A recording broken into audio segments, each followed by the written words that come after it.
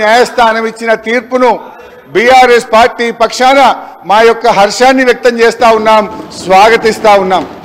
అధ్యక్ష, ఈ యొక్క వర్గీకరణ మీద మా ప్రభుత్వం ఏర్పడిన వెంటనే సభానాయకుడిగా కేసీఆర్ గారు 29 నవంబర్ 2014లో ఈ ఎస్సీ వర్గీకరణ వెంటనే చేయాలని ఆనాడు మా సభానాయకుడిగా కేసీఆర్ గారు ఈ సభలో తీర్మానాన్ని ప్రవేశపెట్టి కేంద్ర ప్రభుత్వానికి ఏకగ్రీవంగా ఈ వర్గీకరణ చేపట్టాలని చెప్పిన పార్టీ మా బీఆర్ఎస్ పార్టీ.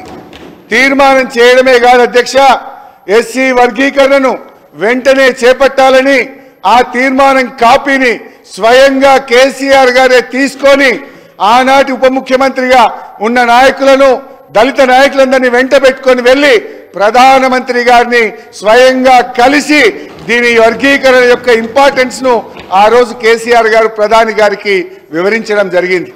ప్రధానమంత్రి గారు ఆ రోజు కూడా చాలా స్పష్టంగా ఇది న్యాయమైన డిమాండ్ అని, దీన్ని తప్పకుండా పరిష్కరిస్తామని ప్రధానమంత్రి గారు కూడా ఆ రోజు సానుకూలంగా స్పందించారు అధ్యక్ష.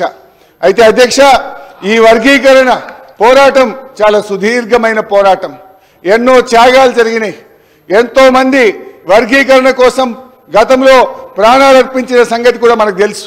ఇదే గాంధీ భవన్ దగ్గర పెట్రోల్ పోసుకొని ఆ రోజు కొంతమంది మాదిగలు ఆత్మాహుతికి పాల్పడితే అప్పటి ప్రభుత్వం కనీసం వాళ్ళని పట్టించుకున్న పాపాన కూడా పోలేదు.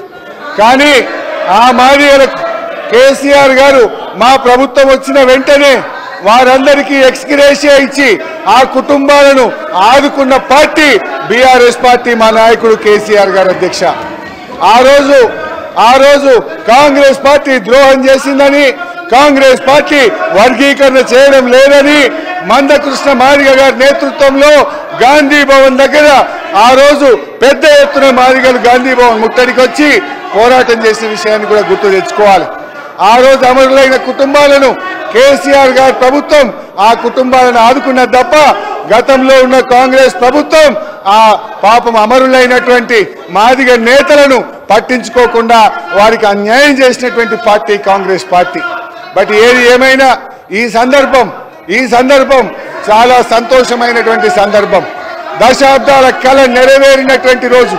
అందువల్ల ఈ రోజు మా బీఆర్ఎస్ పార్టీ తరఫున సుప్రీంకోర్టు తీర్మానాన్ని మనస్ఫూర్తిగా స్వాగతిస్తా ఉన్నాం. ప్రభుత్వం ప్రవేశపెట్టిన స్కిల్ యూనివర్సిటీకి కూడా మా బీఆర్ఎస్ పార్టీ తరఫున సంపూర్ణమైన మద్దతును తెలియజేస్తా ఉన్నాం. అయితే అధ్యక్ష, నిన్న గాని ఈ రోజు గాని సభ జరిగిన తీరు మా హృదయాలను ఎంతో గాయపరిచింది. మా మహిళల్ని